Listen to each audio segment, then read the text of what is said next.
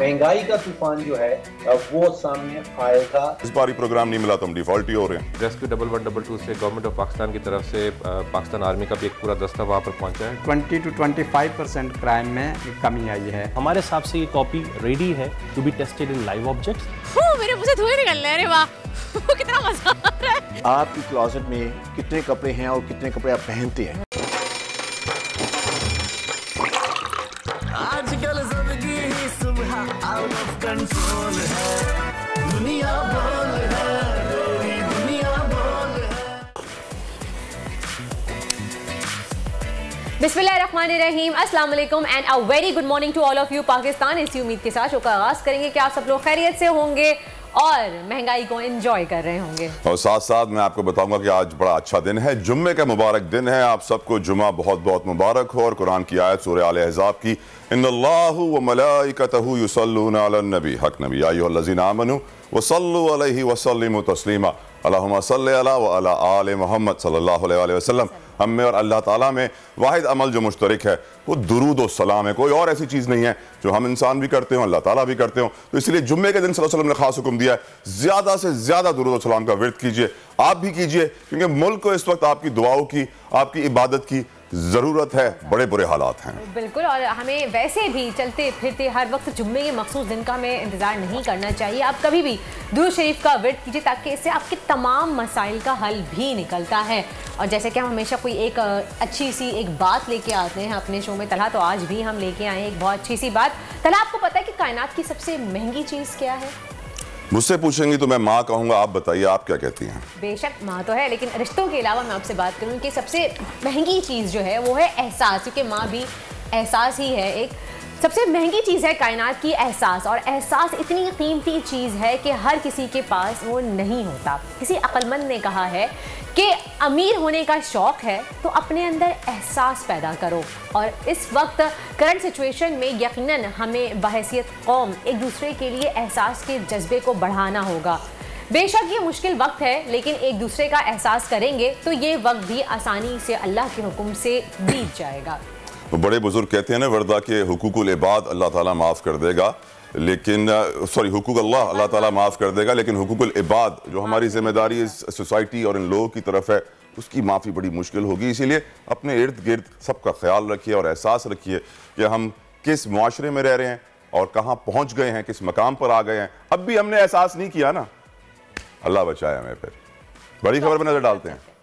IMF के साथ मुज़ाकरात कामयाब या नाकाम, हुकूमती दावे कुछ, ज़राए कुछ और बता रहे हैं। अलबत्ता ये तय है कि पाकिस्तान को IMF की नवे रिव्यू की किस्त फौरी नहीं मिलने वाली। ऐसे में क्या पाकिस्तान डिफॉल्ट कर जाएगा? तुर्की के आफतज़दा इलाकों में पाकिस्तानी रेस्क्यू वर्कर्स की खिदमत पेश 16 साल बच्चे को 82 घंटे बाद मलबे से जिंदा निकाल लिया। 1122 के कारनामों की दुनिया भर में चर्चे हैं। कराची के स्ट्रीट क्रिमिनल्स बेलगाम, पुलिस लुटेरों को रोकने में नाकाम। क्या सड़कों पर दंदनाते डकैतियों को रोकने का कोई तरीका है? SSP साजिद सदोज़ई हमारे शो का आज हिस्सा बनेंगे। और तब्दीली आ नहीं रही, तब्दीली आ गई है। चकवाल में पहली खातून डिप्टी कमिश्नर तैनात। क़ुर्रतुल ऐन मलिक की तैनाती पर खानदान के साथ शहर वाले भी फख्र कर रहे हैं। जी, तो अब बात करते हैं कुछ टॉप ट्रेंड्स की तरह। तो आपको पता है एबटाबाद टॉप ट्रेंड कर रहा है। क्यों वर्दा? एबटाबाद टॉप ट्रेंड इसलिए कर रहा है क्योंकि मरियम नवाज साहिबा नून लीग की चीफ ऑर्गेनाइजर और नायब सदर खिताब कर रही थी वर्कर्स कन्वेंशन में। और वहाँ पे जब वो खिताब कर रही थी तो नारे लगना शुरू हो गए कि मरियम के पापा चोर हैं। और जब ये नारे लगे तो मरियम के चेहरे के तासुरात और सारिफीन ने इसको बहुत ज़्यादा नोटिस किया कि उनके तासुरात कैसे थे, उनका रंग उड़ गया था एकदम से। वैसे मुझे लग रहा है वो काफ़ी सर्जरीज करवा के आई हैं, काफ़ी ग्लो है उनके चेहरे पे, उसकी वजह से भी उनका रंग पूरा उड़ा हुआ ही लग रहा है। वैसे उनके ग्लो से काफ़ी औरतें जेलस होती है, आप तो जेलस नहीं हो रही? नहीं जेलस, ऐसे ग्लो इतनी बढ़ती जा रही है ना, सारी खवातीन देख रही होती है यार ये बाकी सारी चीजें छोड़ो, ग्लो क्यों इतनी बढ़ रही है? वो इसलिए बढ़ रही है ताला, क्योंकि जब आप वहां लंदन जाते हैं और फिर 3 महीने बाद स्क्रीन से ऑफ हो जाते हैं, किसी के सामने नहीं आते, फिर आपकी स्पेशल सर्जरीज चल रही होती हैं, तो उसके बाद जब बाहर निकल के आते हैं तो आपकी स्किन बहुत टाइट। मरियम नवाज की वो तकरीर आपने नहीं शायद सीरीज में बड़ी वायरल हुआ था, उनका कमेंट कि मैं जो सर्जरी लंदन से करवा के आई हूँ वो दुनिया के सिर्फ 2 मुल्कों में होती हैं। तो फिर अली ज़ैदी साहब ने उस पर ट्वीट किया था कि बताइए वो कौन सी सर्जरियां हैं जो दुनिया के सिर्फ 2 मुल्कों में होती है। चलें जी आगे बढ़ते हैं और बात करते हैं अगले टॉप ट्रेंड की। अगला टॉप ट्रेंड है असद उमर। पाकिस्तान तहरीक-ए-इंसाफ के सीनियर रहनुमा असद उमर भी टॉप ट्रेंड में शामिल हैं। गुज़िश्ता रोज़ मीडिया से गुफ्तगू जब वो कर रहे थे तो कैमरे की आंख ने कुछ महफूज किया, वो ये था कि जैसे ही शहबाज गिल मीडिया से बात करने के लिए आए तो असद उमर और फवाद चौधरी दोनों ही वो पीछे होकर चले गए और सारिफीन ने भाई इस बात पे जो है वो रद्द-ए-अमल जो है शुरू कर दिया, तनकीद का निशाना बना लिया। इसी वजह से असद उमर भी टॉप ट्रेंड में शामिल है। लेकिन उसके बाद उन्होंने प्रॉपर उनको उसको मेंशन कर दिया था, उन्होंने ट्वीट भी किया असद उमर साहब ने कि जी ऐसा नहीं है, शहबाज गिल मेरे छोटे भाई हैं। और लेकिन शहबाज गिल ने जैसे दाढ़ी रख ली है ना, तो अब नजर तो सब कुछ आ गया है ना कि वो नाराज हो गए हैं, बागी बन गए हैं और उनके साथ जो रवैया इख्तियार किया जा रहा है, स्पेशली पॉलिटिकल पार्टीज में ये देखा जाता है वर्दा, कोई भी अगर सियासतदान जाता है, उसको सॉफ्टवेयर अपडेट भी कहते हैं, कुछ लोग इसको लॉन्ड्री कहते हैं, कुछ लोग इसे कुछ और कहते हैं, जब सिस्टम से होकर आता है, मुश्किलात बर्दाश्त करके आता है और अपनी ही पार्टी अपने घर में आकर उसको वेलकम करने के बजाय उसको कॉर्नर कर दिया जाता है कि शायद ये डबल एजेंट बन गया है और अभी हमारे साथ इतना वफादार नहीं है, तो फिर इस तरह के लोग निकलते हैं। हमने माजी में भी बहुत सारे ऐसे देखे हैं, जावेद हाशमी थे नून लीग के, जुल्फ़िकार मिर्ज़ा थे पीपल्स पार्टी के, अब गिल साहब हैं।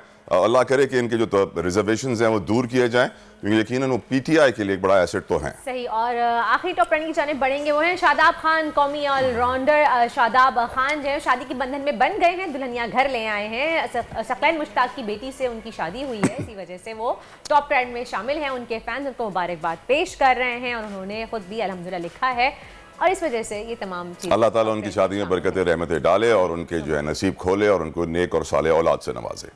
आमीन। और आगे बढ़ेंगे, अब बात करते हैं कुछ पॉलिटिकल सिचुएशन की या IMF की, कि IMF बहुत ज़्यादा सुनने में आ रहा है। वज़ारत ख़ज़ाना ने तस्दीक की है कि 1 अरब 10 करोड़ डॉलर्स कर्ज की नवी प्रोग्राम के लिए पाकिस्तान के आलमी मालियाती फंड्स के दरमियान मुज़ाकरात ख़त्म हो गए हैं, जिसके दौरान स्टाफ की सतह का मुआहदा नहीं हो सका है और IMF ने इसके लिए मजीद वक्त मांग लिया है। देखिए एग्रीमेंट नहीं हो सका, उसकी वजह यह है कि IMF की बड़ी सख्त शराइत है, हर चीज़ महंगी होने जा रही है। IMF कह रहा है कि अपने सारे खर्चे कट ऑफ करो, तरक्याती एक्सपेंस कम करो, डिफेंस एक्सपेंस कम करो, जितने भी आप जहां जहां पैसे ज़ाया करते हो, 200 के करीब ऐसे इदारे हैं स्टेट ओन्ड ऑर्गेनाइजेशंस जो नुकसान में हैं, जो 1000 अरब का टीका लगाती हैं हर साल पाकिस्तान को। इसके अलावा न जाने कितने प्रॉब्लम्स है, पावर सेक्टर का 4000 अरब का सर्कुलर डेट, नहीं मालूम पाकिस्तानियों को हम कैसे सही करेंगे। हम जो प्लान दे रहे हैं उनको, वो कह रहे हैं भाई ये प्लान तो आपने पहले भी दिया था, ये तो फेल हो गया, आपका फायदा होगा।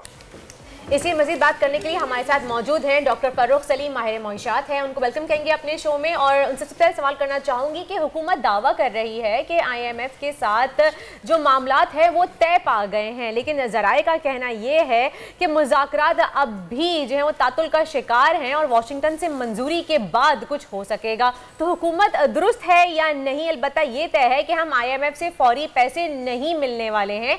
तो हालात किस तरफ जाते हुए देख रहे हैं आप?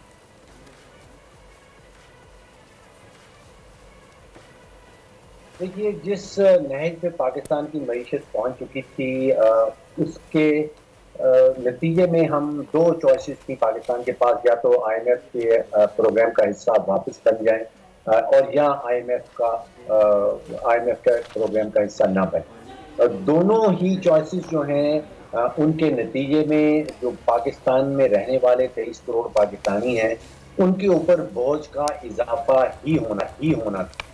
अगर हम IMF का हिस्सा नहीं बनते तो फिर डिफ़ॉल्ट की तरफ मुल्क जाता है। डिफ़ॉल्ट के नतीजे में जितनी भी चीज़ें हम इंपोर्ट करते हैं, जिनमें दालें हैं, जिनमें आटा है, जिनमें अद्वियात हैं, जिसमें पेट्रोल और डीजल है, उनकी किल्लत शुरू हो जाती और फिर महंगाई का एक तूफान सामने आता। अगर हम IMF का हिस्सा बन जाते हैं तो फिर मैं यकीनी तौर पर यह कह सकता हूँ कि डिफ़ॉल्ट का ख़तरा जो है वो टल जाता है, लेकिन महंगाई का तूफान जो है वो सामने आएगा। और अभी जो हुकूमती अदाद शुमार हमें बताए जा रहे हैं जिसमें महंगाई की शरह कोई 25, 26, 27% बताई जाती है, मेरा तखमीना ये है कि IMF के प्रोग्राम का हिस्सा बनने के बाद उसमें 10 से 15% मजीद इजाफा आ सकता है। तो खदशा ये है कि महंगाई की शरह जो है वो 35-40% तक पहुंच सकती है। फ़ारूक सलीम साहब, अगर महंगाई की शरह में मज़ीद इजाफा आप कह रहे हैं होगा तो ये इन्फ्लेशन तो हम हाइपर इन्फ्लेशन में चली जाएगी, जो इस वक्त हम देख भी रहे हैं कि हर घंटे चीज़ों का नया रेट आ रहा है। हमें हर साल 25 से 35 अरब की पेमेंट्स करनी है। अब सवाल ये है कि मुस्तकबिल कैसा होगा, क्या अगले फिस्कल ईयर में हम नए प्रोग्राम के लिए जा रहे होंगे, क्योंकि इस बार ही प्रोग्राम नहीं मिला तो हम डिफॉल्ट ही हो रहे हैं।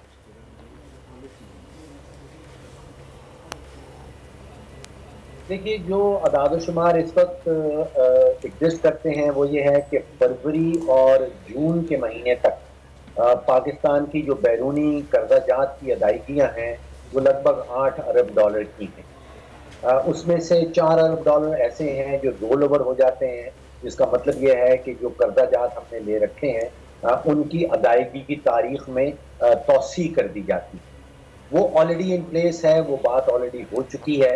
जो 4 अरब डॉलर का जो खला, जो गैप बाकी बच गया था, वो मैं समझता हूँ कि IMF के ग्रीन सिग्नल के बाद चाइना, सऊदी अरेबिया और UAE से जो इमदादी पैकेजेस सामने आएंगे, वो खला और वो गैप, वो फाइनेंसिंग गैप जो है वो पुर हो जाएगा। तो फरवरी और जून तक के महीने का तो मामला जो है वो क्लियर है। उस वक्त तक किसी किस्म के कोई डिफॉल्ट का खतरा नहीं है। जिस 22 अरब डॉलर का आपने जिक्र किया, वो इस माली साल में उसमें से लगभग 15 अरब डॉलर की अदायगियां ऑलरेडी हो चुकी हैं और 8 अरब डॉलर की अदायगियां बाकी रह चुकी हैं। फारूक साहब, इस वक्त इस प्रोग्राम से आलमी इदारों और 2 ममालिक से फाइनेंसिंग के दरवाजे खुले हैं, लेकिन कड़वा सच तो ये है कि बिजली हो गई, गैस हो, पेट्रोल है, उसकी कीमतों में इजाफे ने कारोबार के लिए बहुत मुश्किलात पैदा कर दी हैं। कारोबार करना मुश्किल हो गया है। ओवरऑल पाकिस्तान में कारोबार की सूरत हाल को आप आने वाले दिनों में कैसे देखते हैं? कारोबार करना क्या आसान होगा? जी, इसमें कोई शक की बात नहीं कि जो IMF के साथ मुआहदा था सन 2019 में, जिस वक्त PTI की हुकूमत थी, उसमें जो शराइत रखी गई थी, उन्हीं शराइत के ऊपर अब ये 9th रिव्यू चल रहा था, 9वां रिव्यू हो रहा था। और उसमें IMF का ये कहना था कि अगर पाकिस्तान के बिजली के शोबे में खसारा हो रहा है जो कि 685 अरब रुपए तक पहुंच गया था, उस खसारे को हुकूमत ने दूर करना है। उस खसारे को दूर करने के 2 तरीके हैं हुकूमत के पास। एक तो चोरी को ख़त्म किया जाए, और अगर चोरी ख़त्म करने में हुकूमत कामयाब नहीं होती तो फिर जाहिर बात है कि उस टैरिफ की मद में, उसके रेट की मद में हर बिजली के जो तारिफ है उस पर इजाफी बोझ आएगा। और मेरा तखमीना ये कहता है कि 8, 9, 10 रुपए फी यूनिट जो है वो बिजली के रेट में इजाफा सामने आएगा। इसी तरह गैस के रेट में इजाफा सामने आएगा। इसी तरह पेट्रोल का जो रेट है उसमें कम से कम नहीं तो 30 से 50 रुपए के दरमियान फी लीटर का इजाफा सामने आएगा। ये इजाफे जो सामने आ रहे हैं, ये पाकिस्तान की जो हमने गलत माशी पॉलिसीज़ बनाई हैं, पिछले 25-30 सालों से जो माशी पॉलिसी बनाई जा रही हैं, उनका खमियाजा, उनकी कीमत जो है वो अब हमें चुकाना पड़ रही है। तो तवक्को ये रखें या उम्मीद ये रखी जाए कि अब हुकूमत कोई इस्लाहाती इक़दामात भी लेके आएगी। सिर्फ कर्जा लेने और अशिया की कीमतें बढ़ाने से ये मामला जो हैं वो दूर नहीं हो पाएंगे। बहुत बहुत शुक्रिया फ़ारूक सलीम साहब, आपने अपना कीमती वक्त हमें दिया। लेकिन एक बात तो वाज़ेह है कि अगर हमें IMF ने इस वक्त क्लीन चिट नहीं दी तो मुल्क मुश्किलात से 2-4 होगा। और इसका वाज़ेह मुंह बोलता सबूत ये है कि आपकी वजारत ख़जाना ने इस वक्त ख़त लिख दिया है इलेक्शन कमीशन ऑफ पाकिस्तान को कि इलेक्शन कराने के हमारे पास पैसे नहीं है। ये बात शायद मैंने आज से 3-3.5 महीने पहले कही थी इसी शो के ऊपर, लेकिन उसको निकालना थोड़ा मुश्किल होगा मेरी टीम के लिए इस वक्त। लेकिन ये बात वाज़ेह है कि इस वक्त मुआशी हालात को बहाना बनाकर इस साल इलेक्शंस और डिले किए जाएंगे। बड़ा मुश्किल है इस साल इलेक्शन होना, शायद दिसंबर, जनवरी। लेट्स सी क्या होता है। लेकिन आगे बढ़ते हुए बात करते हैं, तुर्की और शाम में ज़लज़ले के बाद हर सू तबाही के मनाजिर हैं और सोशल मीडिया पर आने वाली वीडियोस दिल दहला रही हैं। अमवात का सिलसिला भी थम ना सका और तादाद में मुसलसल इजाफा हो रहा है। लेकिन अब तक 15,000 से ज़ायद अमवातें रिपोर्ट हो चुकी हैं और तुर्की और शाम में इस वक्त बड़े पैमाने पर रेस्क्यू ऑपरेशन भी जारी है। दूसरी तरफ जैसा कि हम सब जानते हैं कि पाकिस्तान भी ज़लज़ले की एक फॉल्ट लाइन पर है, ख़ास तौर पर हमारी जो अपर साइड है वो फॉल्ट लाइन पे कहा जा रहा है कि पाकिस्तान में भी ज़लज़ले का ख़तरा है और यहाँ पे अब तक कोई इमरजेंसी की सिचुएशन लाइक कोई इंतजामात किए गए हैं, नहीं किए गए हैं। वैसे किस तरह से अगर खुदा ना खास्ता ज़लज़ला आता है तो कैसे आप खुद को रेस्क्यू कर सकते हैं, सेव कर सकते हैं, क्या एहतियाती तदाबीर हमें अख्तियार करनी चाहिए, यह हम जानेंगे। हमारे साथ आज मौजूद है रेस्क्यू 1112 से, जो कि तुर्की में भी हैं, इस वक्त शाम में भी हैं। हमारे रेस्क्यू ज़राए वहाँ पे लोगों को जाने बचा रहे हैं, सेव कर रहे हैं उनकी। तो हमारे साथ मौजूद हैं रोशन अली मेहसर, रेस्क्यू कमांडर हैं 1112 से, और डॉक्टर आबिद शेख हैं, डायरेक्टर हैं रेस्क्यू 1112 के। उनको वेलकम कहेंगे अपने शो में। अस्सलाम वालेकुम और बहुत बहुत शुक्रिया आप लोग आए। पहले तो आपको मुबारक हो सर, एक तो आपके इदारे ने माशाल्लाह से पाकिस्तान का नाम भी रोशन किया और आप लोगों ने एक ऐसी लाजवाब सर्विस हमें दी है और पूरी दुनिया को दिखाया है कि हम माशाल्लाह पाकिस्तानी कौम दुनिया की किसी कौम से कम नहीं, अल्हम्दुलिल्लाह। डॉक्टर आबिद शेख साहब डायरेक्टर हैं आप रेस्क्यू 112 के 22 के, तो आपको यकीनन ऑपरेशन की डिटेल्स ही मालूम होंगी जो वहाँ पर भी हो रहा है, उसके बारे में भी हमें बताइए और करंट जो स्टेटस है पाकिस्तान में रेस्क्यू 1122 का उसके बारे में बताइए। पहले तो बहुत शुक्रिया आप लोगों ने हमें अपने प्रोग्राम में बुलाया और इस तरह के प्रोग्राम्स की इस वक्त बहुत ज़्यादा ज़रूरत है क्योंकि अवेयरनेस लोगों के लिए होनी चाहिए।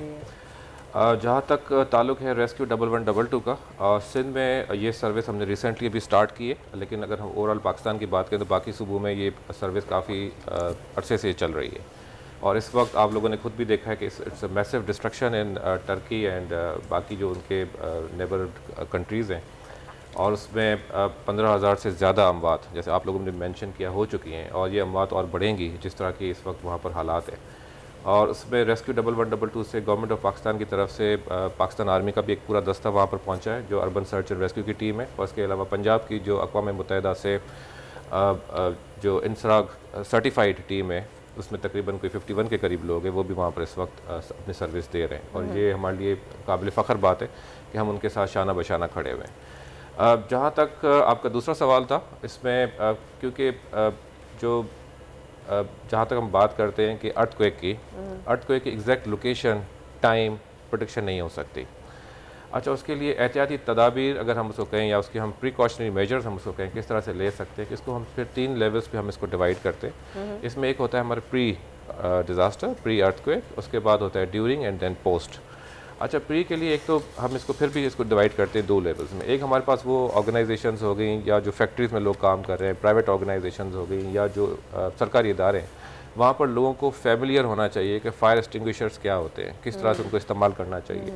इस तरह से उस बिल्डिंग में जो ड्रिल्स होती हैं, basically it's a part of the protocol, international protocols हैं, जो भी ऑर्गेनाइजेशन उसको टाइमली अपनी ड्रिल्स में सारे लोगों को उसमें पार्टिसिपेट करना है कि उनको अगर खुदा न खास्ता इस तरह का डिजास्टर आता है तो उनको पता हो कि मेरा इवैक्यूएशन प्लेस कौन सी है, मुझे कहाँ से बाहर निकलना है, एमरजेंसी एग्जिट्स कौन सी। और ये एमरजेंसी एग्जिट की आपने बड़ी अच्छी बात की, और ये हर वो बिल्डिंग जो इस वक्त पाकिस्तान में, चाहे वो रेजिडेंशियल बिल्डिंग हो कमर्शियल एरियाज में या वो जो हमारे पास जो ऑफिस बन रहे हैं, वहाँ पर इमरजेंसी एग्जिट बहुत मस्ट है और लोगों को पता होना चाहिए कि मुझे कहाँ से बाहर निकलना है, क्योंकि लोग पैनिक हो जाते हैं जब खुदा न खास्ता इस तरह का इवेंट आता है, तो लोग बहुत ज़्यादा पैनिक हो जाते हैं। और मेरा एडवाइस लोगों के लिए यही है कि कभी भी पैनिक ना हो। राइट डॉक्टर साहब, सबसे पहले ज़लज़ला आता तो डेफिनेटली ऑफ कोर्स एक ह्यूमन नेचर है, सबसे पहले आप पैनिक ही कर जाते हैं, लेकिन लोग भागना शुरू कर देते, तो हमें क्या करना चाहिए? लाइक आप किसी कहाँ खुली जगह पे निकलें, किस तरह से कि सीढ़ियाँ उतरना भी क्या उस वक्त सेफ़ है? बहुत सी मुख्तलिफ सी बातें हमारे सामने आती हैं कि जी आपको ऐसी जगह चले जाना चाहिए कि जहाँ पे आप, क्योंकि कुछ भी हो सकता है, बिल्डिंग गिर जाती है, छत गिर जाती है, तो किस जगह हमें, किस मुकाम का हमें इंतखाब करना चाहिए जहाँ पर हम अपने आप को सेफ़ रख सकते हैं? अच्छा, लोग पैनिक क्यों होते हैं? पहले तो ये है क्योंकि उनको पता नहीं होता हमें करना क्या है। क्योंकि अगर उनके पास अवेयरनेस हो, उनको पता हो कि इस सिचुएशन में हमें किस तरह से बिहेव करने हैं, तो मेरे ख्याल से वो पैनिक सिचुएशन से बाहर आ जाएं उस टाइम पे। लेकिन ज़ाहिर बात है हम 100% पॉपुलेशन को उस तरह से कवर नहीं कर सकते, हर किसी के बिहेवियर्स डिफरेंट होते। जिस वक्त इस तरह का अर्थक्वेक आता है उसमें जो प्रोटोकॉल्स है वो यही हैं कि आपको जिस जगह पर आप हैं उस पर वहीं रहें, क्योंकि आपको पता है बिल्डिंग शेक हो रही होती है। तो उसमें एक प्रोटोकॉल्स है जो मेरे इस वक्त कोलीग साथ बैठे हुए हैं, रोशन भी इस पे बताएंगे, he is also civil engineer as well. तो प्लीज़ रोशन अगर आप उसमें बताएं। जी, सबसे पहले तो उसमें यह होता है कि आपने पैनिक नहीं करना सबसे पहले, क्योंकि ये ह्यूमन नेचर है, इंसान पैनिक कर जाता है। लेकिन फिर हम एक फार्मूला यूज़ करते हैं, ड्रॉप, कवर एंड होल्ड। सबसे पहले आपने नील डाउन हो जाना है, आपने कवर लेना है किसी भी चीज़ का जो नियरेस्ट हो आपके, जैसे कोई डेस्क है, कोई टेबल है, उसके अंदर आपने चले जाना है और उसी की लेग्स को आपने होल्ड करना है ताकि जो ट्रेमरिंग और शेकिंग हो रही है उसके आपको कोई फ़र्क ना पड़े। और उसके बाद फिर आपने कोशिश करनी है कि कोई ऐसी विंडो या कोई ऐसा डोर है जो ग्लास का बना हुआ है, उससे आपने दूर रहना है। राइट। ठीक है। और ऐसा कोई भी स्ट्रक्चर जो आपको लगता हो कि क्योंकि इंटीरियर होते हैं, इनसाइड होते हैं, तो ऐसा स्ट्रक्चर जो आपको लगता हो कि वो सेफ रहेगा, उस पे आपने लाई डाउन हो जाना। आप कोई एग्जांपल दे सकते हैं कौन से स्ट्रक्चर सेफ रह सकते हैं? जैसे देखें, कोई भी एक स्ट्रक्चर है घर के अंदर जिसके साथ एक बीम और कॉलम फैब्रिकेटेड है, बना हुआ है, तो वो उसके चांसेस कम होते हैं गिरने के, कोलैप्स होने के। हम ये नहीं कह सकते कि वो गिरेगा नहीं, लेकिन चांसेस कम होते हैं। तो वहाँ पे ले डाउन करें। सबसे पहले कोशिश करनी होती है कि आप अपने हेड को बचाएं, क्योंकि जितनी भी डेथ और इंजरीज होती हैं वो मेनली फेटल इंजरीज हेड की ज़्यादा होती हैं। मैसर साहब, मेरा क्वेश्चन आपसे ये है, इस वक्त मैं याद है कि पेशावर में एक धमाका हुआ था एक मस्जिद में, मस्जिद गिरी थी और उसका मलबा हटाने में हमारे सिस्टम को तकरीबन 1.5 दिन लग गया था, 36-48 घंटे के दरमियान लग गया था। अब यहाँ पर 2000 बिल्डिंग्स गिरी हैं, इतना मलबा है, कितना बड़ा चैलेंज है वहाँ पर काम करना? सर 2000 नहीं गिरी, ज़्यादा 6500 गिरी हैं, 6500, अनबिलीवेबल। और दो डेथ टोल जो है वो आज 19,000 से भी क्रॉस कर गया। अल्लाह अकबर। तो ऐसी सिचुएशन में आपकी टीम वहाँ काम कर रही है, आपके साथी और कलीग्स हैं आपके? बिल्कुल, हमारी टीम काम कर रही है और उन्होंने बहुत से लोगों को सेफ भी कर लिया, बहुत से लोगों को, क्योंकि ये बहुत बड़ा चैलेंज था, बहुत बड़ा। ये इससे पहले 1999 में एक ज़ल्ज़ला आया था टर्की में, वहाँ पे डेथ टोल था अराउंड 17,000। ये उससे भी, क्योंकि अभी बिल्कुल स्टेज जो है प्रिलिमिनरी है, स्टार्टिंग है, अभी तो ये डेथ टोल खुदा न खास्ता बढ़ना है, क्योंकि 6500 बिल्डिंग का गिरना, और अराउंड हम ये सुन रहा था मैं कि 130 million people are residing in those buildings. अल्लाह अकबर। तो मैं तो सोचो ना, अगर इतनी बड़ी हाई राइज बिल्डिंग होती है और उसमें लेट से कोलैप्स होती है, तो इतना मलबा जब ऊपर होता है, नीचे छोटे से गैप में कुछ लोग होते फंसे हुए होते हैं, तो वो इतना मलबा हटाना, उनको महफूज रखते हुए, चैलेंज कितना बड़ा है, किस तरह करते हैं? बहुत बड़ा चैलेंज है, क्योंकि ये हम आ जाता है कन्फाइंड स्पेस में। जी। स्पेस इतना होता है कि आपका जाना वहाँ बहुत मुश्किल, बस आवाज आ रही होती है, और वहाँ पे अभी भी कह रहे हैं लोगों को आवाजें आ रही हैं, और उसके लिए हमारे पास एक अर्बन सर्च एंड रेस्क्यू की टीम होती है, जिनके पास हैवी इक्विपमेंट्स और बिल्कुल जो एडवांस इक्विपमेंट्स होते हैं, जिनमें कॉम्बी टूल्स हैं, स्प्रेडर्स हैं, उनकी मदद से हम वो जो होते हैं स्ट्रक्चर्स कंक्रीट को, उनको हटाते हैं और कोशिश करते हैं कि अंदर जाके जितना हो सके लोगों को सेफ करें। बेसिकली हमारे पास जो रेस्क्यू 1112 की हम बात करें या ओवरऑल वर्ल्ड वाइड रेस्क्यू की बात करें, उसमें अर्बन सर्च एंड रेस्क्यू का एक बहुत बड़ा इंपॉर्टेंट कंपोनेंट है। बेसिकली ये ऑपरेशंस होता है जिसमें जो विक्टिम्स इस तरह की बिल्डिंग्स में फंस जाते हैं, उनको निकालने के लिए डिफरेंट टूल्स यूज़ किए जाते हैं, और इस वक्त आप लोग देख भी रहे हैं कि टर्की में हम किस तरह से यूज़ कर रहे हैं। आपने बड़ा अच्छी एक बात की कि इसमें पहले तो बात यह कि अल्लाह ना करे इस तरह के कभी डिज़ास्टर्स इस हमारे कभी इस मुल्क में आए। कराची की आपने खुद सिचुएशन देखी हुई है, पूरा जो स्ट्रक्चर है इस वक्त बिल्डिंग्स ही बिल्डिंग्स हैं, एग्जैक्टली। तो इस पे बेसिकली जो पर्पस यही होता है कि खुदा ना खास्ता इस तरह की अगर बिल्डिंग कोलैप्स होती है तो हमें उसमें डक्ट्स बनानी पड़ती हैं, और डक्ट्स बनाकर हमें स्पेस बनाना पड़ता है। आप लोग भी देख रहे हैं टीवी पे कि इस वक्त फीडिंग चल रही है, अंदर लोग जो सब फंसे हुए हैं, जब तक उनको बाहर निकाला जाए तब तक उनकी फीडिंग स्टार्ट हो जाए, उनके लिए जी बिल्कुल तो डक्ट्स बनती है, उनके लिए वेंटिलेशन का प्रॉपर इंतजाम किया जाए कि कम से कम उनके पास ऑक्सीजन मिल सके। तो ये बड़ा एक आप समझें कि it's a very typical operation. और इस वक्त टर्की में तकरीबन कोई 45 से ज़्यादा मुल्क ऐसे हैं जो इसमें पार्टिसिपेट कर रहे हैं। अर्बन सर्च एंड रेस्क्यू की टीम जो है वहाँ पर पहुँची हुई हैं और इस पूरे ऑपरेशन में हिस्सा ले रही हैं। पाकिस्तान से भी लोग गए हुए हैं, डिफरेंट NGOs भी काम कर रही हैं, डिफरेंट ह्यूमैनिटेरियन ऑर्गेनाइजेशंस भी काम कर रही हैं, जैसे एट मैक्सिमम लेवल पे जो है वहाँ पर लोगों की जानें बचाए जा सकें। Any challenges, anything you like to say to the people of Pakistan and the people who are working over there? क्योंकि ज़ाहिर सी बात है वीडियो आपकी हर जगह देखी जाएगी, वो साथी भी आपके देख रहे होंगे जो टर्की में काम कर रहे होंगे। जी बिल्कुल बिल्कुल। पहली बात, जैसे मैंने पहले भी कहा कि हमें बड़ा फ़ख्र है कि हमारे जो कॉलीग्स हैं पंजाब के, वो वहाँ पर शाना बशाना वहाँ पर काम कर रहे हैं। लोगों से इस वक्त जो हमारी जो मैंने पहले भी कहा, मैं चाहूँगा थोड़ा सा उस पर और ज़्यादा एलोबरेट कर लूँ, क्योंकि हमें उसमें थोड़ी सी और डिस्कशन चाहूँगी कि अवेयरनेस प्रोग्राम कि जैसे हमने कहा कि अर्थक्वेक से पहले तो अपने आप को फेमिलियर कर ले, उसके साथ साथ उनके पास एक लिस्ट होनी चाहिए कि उनको इस सिचुएशन में कॉल कहाँ करनी है। खुदा न खास्ता अर्थक्वेक इस तरह का कोई डिज़ास्टर रात को आता है या बिल्डिंग कोलैप्स होती है, उनके मोबाइल चार्ज होने चाहिए, उनको पता होना चाहिए कि इन दिस सिचुएशन मुझे किसको कॉल करूँ। उनके पास हर घर में एक मेडिकल किट होनी चाहिए, in a minor surgery, in a minor injury, कम से कम वो उसमें अपने आप को फर्स्ट एड दे सके। 1122 का नंबर काइंडली, क्योंकि इस प्रोविंस में बड़ा नया नंबर है, हमें कॉल करें अगर आपको किसी किस्म का भी खुदा न खास्ता इस तरह की कोई मेडिकल इमरजेंसी है, कोई डिज़ास्टर आता है, प्लीज़ कॉल अस। हम अपने पास इस वक्त, क्योंकि हमारे पास जो टीम है इस वक्त कराची और हम बाकी कुछ डिस्ट्रिक्ट हैं जहाँ पर हम ऑपरेशनल रह चुके हैं, वहाँ पर इंशाल्लाह आपको प्रॉपर्ली रिस्पॉन्ड भी करेंगे। अच्छा, अब इसके बाद हम चलते, एक तो ड्यूरिंग हो गया, इसके बाद हो गया पोस्ट। अब एक सिचुएशन से हम गुजर गए डिज़ास्टर आ गया, अर्थक्वेक आ गया, अब उसके बाद क्या करना है? उसके बाद बेसिकली अगर बिल्डिंग खुदा न खास्ता क्योंकि शेकिंग चली, शेकिंग बंद हो गई, उसके बाद लोगों को उस एरिया से बाहर निकल जाना है। जो उनका सेफ स्पेस या इवैक्यूएशन स्पेस डिफाइन है उनके एरिया में, वहाँ से वो बाहर निकल जाएँ। इसी तरह से जब लोग बाहर किसी गाड़ी में मूव कर रहे हैं और वहाँ पर शेकिंग हो रही है तो गाड़ी खड़ी करके साइड में उनको बाहर निकल के खड़े हो जाना है, गाड़ी से बाहर निकल जाना है। एग्जैक्टली। और पोस्ट के बाद उनको अगर खुदा न खास्ता उनको कांटेक्ट रहना चाहिए अपने लोगों के साथ, उनको किसके साथ कांटेक्ट करना है, उनके फैमिली नंबर्स उनके पास हों कि इस सिचुएशन में किसको कांटेक्ट करें। पैनिक ना करें बस, अगर पैनिक कर जाएंगे और दूसरा अपने उस एरिया में जहाँ पर वो रहते हैं दूसरे लोगों के साथ इन टच रहें। अपने अगर उनके पास कोई रेडियो की फैसिलिटी है उसको सुने, इस वक्त क्या चल रहा है, इस वक्त सिचुएशन क्या चल रही है, तो उस सिचुएशन से उनको बिहेव करना है। Thank you so very much. कोई सवाल है? जी मैं पूछना चाहूँगी कि किसी भी हम तो एक बात कर रहे हैं अर्थक्वेक की, किसी भी इमरजेंसी सिचुएशन में हम कहते हैं CPR एक मेथड है जो हमें देना चाहिए, लोग CPR हम जो कहते हैं एक मेथड देना चाहिए। आपकी रेस्क्यू टीम के बंदे खड़े हुए हैं यहाँ पे, तो मैं चाहूँगी कि अगर हम व्यूवर्स को दिखा सकें कैसे कि CPR प्रोवाइड कर सकते हैं किसी भी इमरजेंसी सिचुएशन में, तो लोगों की अवेयरनेस हो जाएगी अगर पॉसिबल है तो यहाँ पे। देखिए, एक तो बिल्कुल पॉसिबल बिल्कुल भी है। एक तो मैं आपको ये बता दूं कि CPR की भी एक कंडीशन है, हर जो है विक्टिम को CPR नहीं किया जाता, लेकिन अगर खुदा न खास्ता कोई मेडिकल इमरजेंसी होती है, कोलैप्स हो जाता है एंड उसकी नीड है CPR की, देन उस प्रोसेस को हम स्टार्ट करते हैं। और अगर आप चाहेंगे तो हम उसको बिल्कुल यहाँ बिल्कुल प्लीज़ अगर दिखाएं तो मैं चाहूँगी ताकि हमारे व्यूवर्स को पता चल सके। और ये भी बताइएगा कि CPR किस वक्त दिया जाता है? जी बिल्कुल, देखिए इट्स मेडिकल आप प्लीज़ करके भी दिखाएं कि किस तरह से CPR कर सकते हैं। आप यहाँ पे सामने आ जाए हमारे मास्टर कैमरे में और आप बताएं किस तरह से CPR हम दे सकते हैं। जी, सबसे पहले हम जब भी किसी विक्टिम तक पहुँचते हैं हम एक फॉर्मूला अप्लाई करते हैं, डॉक्टर ABC। सबसे पहले जो डॉक्टर में D आता है वो होता है डेंजर। किसी भी विक्टिम तक हम पहुँचते हैं तो सबसे पहले हमें देखना होता है कि सीन सेफ है कि नहीं।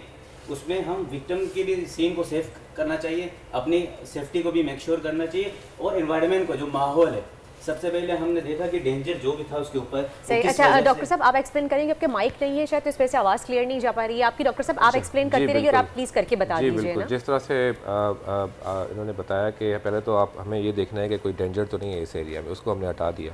उसके बाद आप चले गए पेशेंट की तरफ और पेशेंट को उन्होंने बिल्कुल स्ट्रेट लेटा दिया है। अब उनको अब देखेंगे उन्होंने कोलैप्स कर गए पेशेंट, अब इनको ये CPR स्टार्ट करेंगे इफ़ इट इज़ नीडेड। ठीक है, अब ये इनका रिस्पॉन्स चेक करेंगे। चेक करने के लिए सबसे पहले मैं यहाँ नी डाउन हो जाऊँगा, ये पोजीशन होना चाहिए, क्योंकि जब आप इस तरह के पोजीशन होंगे, डॉक्टर साहब आप साथ प्लीज कहते रहिए ना, अगर कोई माहौल आपके मतलब आप थोड़ा सा खामोश, ऐसे में आपका ना माइक नहीं लगा, बहुत माजरत के साथ, तो आपकी आवाज नहीं जा रही है। बेसिकली देखिए ये जो रोल होता है हमारे पास पैरामेडिकल स्टाफ होता है जो बेसिकली ये जो एक्ट है वो वहाँ पर जो है परफॉर्म करते हैं। तो इन्होंने देख लिया पेशेंट को, जो विक्टिम को देख लिया, अब उनको उन्होंने चेक कर लिया कि ये प्रॉपर्ली रेस्पॉन्ड कर रहे हैं नहीं कर रहे हैं। उसके बाद अगर उनको CPR की नीड है तो अब वो CPR स्टार्ट कर लेंगे। CPR का मेथड क्या होता है, पोजीशन क्या होनी चाहिए हाथ की आपके? ये सेंटर, ओके। और ये डॉक्टर साहब कौन सी जगह पे होना चाहिए आपके चेस्ट के कितना नीचे? जी ये बेसिकली हार्ट के नीचे करते हैं और इसका एक प्रॉपर, मैंने आपको बताया था कि प्रॉपर इसका मेथड है जो पैरामेडिकल स्टाफ हमारा को कर रहा होता है। लेकिन अगेन मैं ये बात कर रहा हूँ कि CPR हर विक्टिम को नहीं होता। अगर उसकी मेडिकल इस तरह की कंडीशन है, अगर उसकी रिक्वायरमेंट है, then we can give the CPR, otherwise उससे रिब्स टूटने का खतरा होता है। अच्छा, जी बिल्कुल सही, वरना रिब्स। अच्छा आप बस एक करके दिखा दीजिए जल्दी से ना। बेसिकली हम इसकी ना ब्रीथिंग के चेक करते हैं। अच्छा ब्रीदिंग चेक करेंगे, फिर अभी नहीं कर सकते। अगर नहीं हो रही तभी CPR करना होता है। ओके, अगर ब्रीदिंग नहीं हो रही तो ही CPR हो सकता है, वरना एयरवे भी चेक करते हैं नहीं कर सकते। कोई चीज ऑब्स्ट्रक्ट तो नहीं कर रही उसके माउथ को, इसकी वजह से तो नहीं ब्रीथ रुकी हुई। सही। तो उसके बाद फिर हम स्टार्ट करते हैं CPR, जो कि थोड़ा सा हार्ट के नीचे होता है। सही, थैंक यू सो मच। ठीक है जी, बहुत बहुत शुक्रिया, थैंक यू सो मच। और वंस अगेन रोशन अली साहब आपका, डॉक्टर साहब आपका भी बहुत बहुत शुक्रिया, थैंक यू सो मच आप दोनों का भी। थैंक यू मिस्टर साहब, शेख साहब, और आपकी दुआएं, हमारी दुआएं और पूरी कौम की दुआएं आपके साथ हैं। अल्लाह ताला आपको कामयाब करे और रेस्क्यू 112 की कामयाब सर्विसेज को और कामयाब करे और बेहतर करता रहे, ताकि हमारे मुल्क को ये भरोसा हो कि हमारे पीछे भी कोई खड़ा है हमें बचाने वाला। Thank you so very much. आगे बढ़ते हैं, अब कुछ अब जिक्र करते हैं स्ट्रीट क्राइम का। कराची में हम जानते हैं कि population is on the rise, आबादी मुसलसल बढ़ रही है, इकोनॉमिक मेल्टडाउन, फाइनेंशियल क्रंच सब देख रहे हैं, जिसकी वजह से स्ट्रीट क्राइम्स की वारदातों में मुसलसल इजाफा हो रहा है और सिस्टम को मजीद बेहतर बनाने की ज़रूरत है। मेरी नज़र में थाना कल्चर बेहतर बनाने की ज़रूरत है, मेरी नज़र में तादाद नफरी की बढ़ाने की बहुत ज़रूरत है जो कि इस वक्त स्ट्रीट क्राइम को कंट्रोल कर सके। ताजिद अहमद SSP कोरंगी हमारे साथ मौजूद है, उनसे बात करना चाहूँगी। सर सबसे पहले बहुत बहुत शुक्रिया, आपने हमें अपना वक्त दिया। सबसे पहले ये बताइएगा कि स्ट्रीट क्राइम्स रोकने के लिए आपने अपने इलाके कोरंगी में एक स्ट्रीट फोर्स बनाई है, इसके बारे में बताइए हमें कुछ, और इस फोर्स से स्ट्रीट क्राइम्स पर कितना कंट्रोल हो सका है? जी बिस्मिल्लाहिर्रहमानिर्रहीम।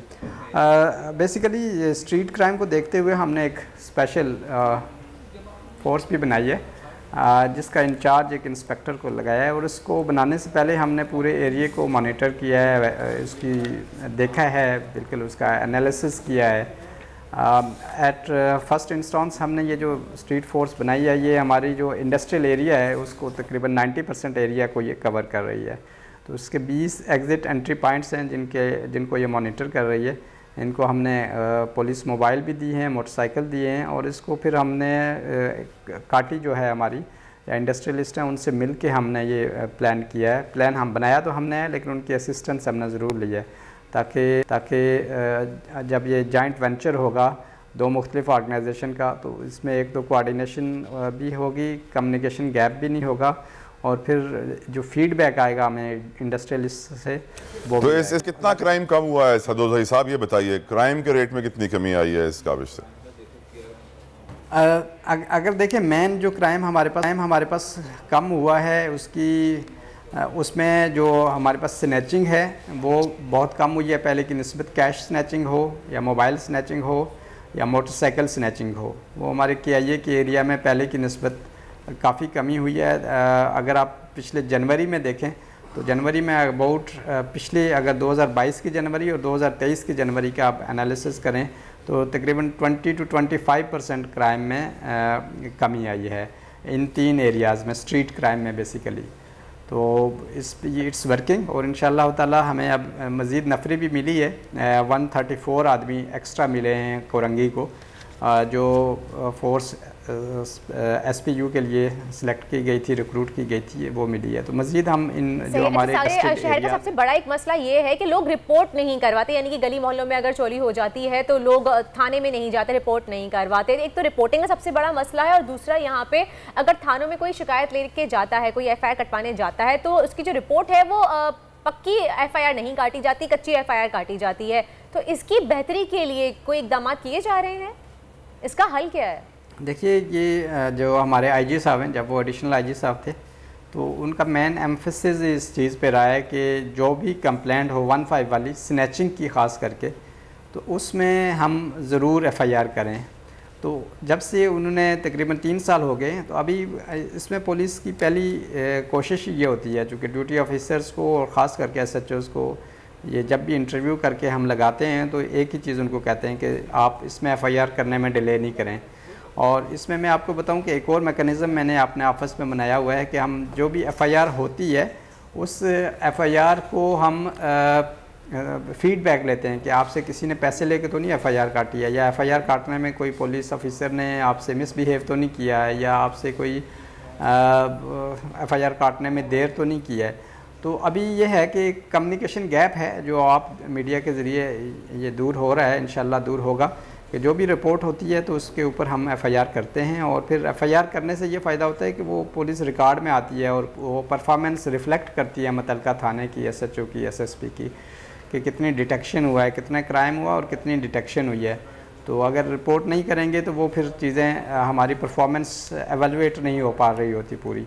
तो उसमें फिर जब FIR हो जाती है तो पुलिस ज़्यादा एफर्ट करती है, और अगर आपका कोई बिलोंगिंग्स उसमें चली गई हैं, जैसे सदोज़ई साहब ये बताइए, जो इस वक्त क्रिमिनल माइंडसेट है, तो बड़ी दीदा दिलेरी से क्रिमिनल्स आते हैं, चोरी वारदात करते हैं, गोली भी मार देते हैं बिना सोचे समझे, डरे बिना। ये क्रिमिनल माइंडसेट इतना दिलेर कैसे हो गया? जी बेसिकली पुलिस में ट्रेडिशनली यही वजह बताई जाती थी, लेकिन आप देखें FIR ना काटने पे, रजिस्टर ना करने पे शोकाज मिलता है या सस्पेंशन मिलती है, FIR करने पे किसी को कोई सज़ा नहीं मिलती। हाँ, FIR करने के बाद ये ज़रूर है कि पुलिस को फिर एक्स्ट्रा एफर्ट ज़रूर लेनी पड़ती है, और लेनी चाहिए भी, और चूँकि वो केस कोर्ट में जाता है, उसका चालान सबमिट होता है, तो एफर्ट लेनी पड़ती है। आजकल ज़िंदगी ही सुबह आउट ऑफ कंट्रोल है, दुनिया बोल है, welcome back after the break. आप देख रहे हैं दुनिया बोल है, और अब कुछ मेडिकल साइंस का जिक्र कर लेते हैं। तला, हमने वैसे रोबोट्स के बारे में तो सुना है, लेकिन रोबोटिक्स नहीं, हम वैसे मैं रोबोट की बात करूँ कि हम रोबोट के बारे में जानते हैं कि आजकल काफ़ी रोबोट्स बनाए जा रहे हैं, लेकिन रोबोटिक पिल के बारे में सुना है? नहीं, नई चीज़ है। एक नई चीज़ है, ऐसे एंडोस्कोपी हम यूजुअली करवाते हैं अगर हमें कोई अपनी इंटरनल बीमारी के बारे में जानना हो, लेकिन अब एंडोस्कोपी के ज़रिए उसके अलावा भी आपके पास एक और मेथड भी हमारे पास इंट्रोड्यूस होने जा रहा है, वो है रोबोटिक पिल। अब वो रोबोटिक पिल क्या है, कैसे काम करती है, किस तरह से वो हमारी बॉडी में जाती है, क्योंकि यूजुअली हमें उसको निकलना पड़ता है, एक हम उसको गल्प इन कर लेते हैं और उसके बाद फिर वो हमारे इंटेस्टाइन में जाके वहाँ सैंपल्स लेती है, जो भी हमें बीमारी की डायग्नोसिस करनी होती है, फिर स्टूल के ज़रिए वो पास आउट हो जाती है। इसके बारे में मज़ीद हम जानेंगे। हमारे साथ मौजूद हैं डॉक्टर मोहम्मद रेहान साहब हैं, जो रोबोटिक इंजीनियर हैं, उनको वेलकम कहेंगे अपने शो में। और माइक्रो और रोबोटिक्स से उनका ताल्लुक है, सिद्ध यूनिवर्सिटी से ताल्लुक है आपका। अस्सलाम वालेकुम and welcome to the show.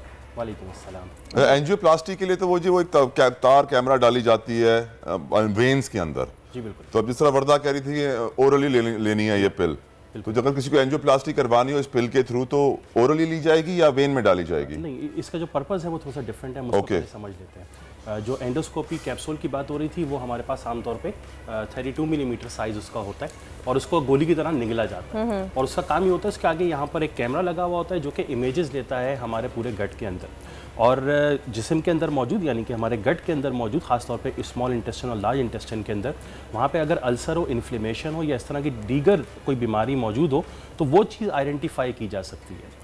लेकिन ये जो हमने एक पिल बनाई है इसको हमने रोबोटिक पिल कहा है और उसकी वजह ये है कि ये भी उसी चैनल को यूज़ करती है जिसमें एंडोस्कोपी कैप्सूल जाता है, लेकिन जब ये स्मॉल इंटेस्टाइन के अंदर पहुंचती है तो वहाँ पर मौजूद माइक्रो ऑर्गेनिजम्स या जिनको उर्फ़ आम में हम बैक्टीरिया कह देते हैं, उसको कलेक्ट करने की सलाहियत रखती है और जबकि इन माइक्रो ऑर्गेनिजम्स को कलेक्ट करके बॉडी से इवैक्यूएट करती है तो उनको हम लैब के अंदर एनालाइज कर सकते हैं। ये जो माइक्रो ऑर्गेनिजम्स हैं इनकी खासियत ये है कि ये ऐसे मूजी अमराज की वक्त से पहले निशानदही कर सकते हैं जो कि अभी जिस्म पे नमूदार नहीं हुए, जैसे कि कैंसर, डायबिटीज़ और दीगर मूजी अमराज।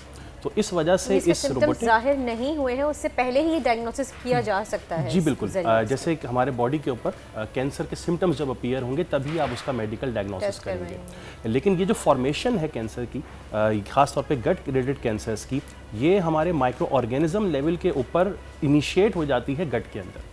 तो जब ये कैप्सूल उस माइक्रो ऑर्गेनिजम्स को कैप्चर करता है तो उसकी कंपोजिशन को स्टडी करके ये डिटरमिन किया जा सकता है कि ये जो होस्ट है जिसके अंदर कैप्सूल टेस्ट किया गया ये कैंसर को जनरेट कर रहा है। सो इस तरह की दीगर और भी बीमारियां हैं जिसकी इसके ज़रिए से निशानदही की जा सकती है। मैं कैप्सूल देख सकती हूँ, ये किस तरह का है रोबोटिक कैप्सूल?